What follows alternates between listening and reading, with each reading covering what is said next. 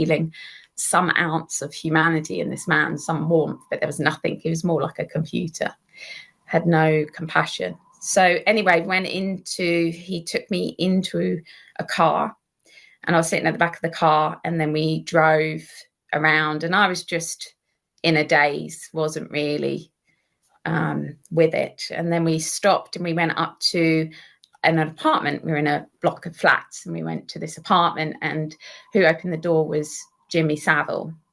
And I don't think I remembered if it was Jim. I don't think I knew Jimmy Saville at that time, even though he was on, I think he was on TV at the time, I'm not sure actually. But anyway, went into the room, and I think Jimmy told me to get undressed, which I did. And in the living room was like a pentagram.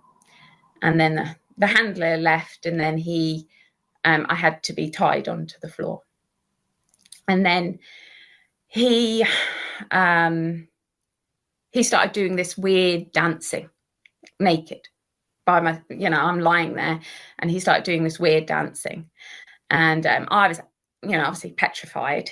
And with the trauma, you leave the body. So my body's there, but I'm sort of out of my body watching what's going on.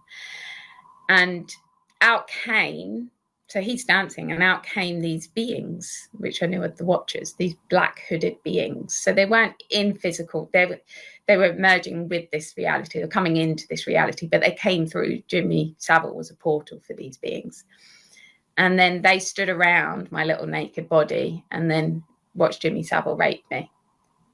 And then the important thing was, after the rape, he went round to my ear and he started to tell me that I had killed the animals, that I was the murderer.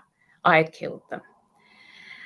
And the reason that's important is because they were trying to change the narrative, because when you're in so much trauma, your heart, which is the truth, leaves the body and your mind is left by itself. So you're very, very vulnerable.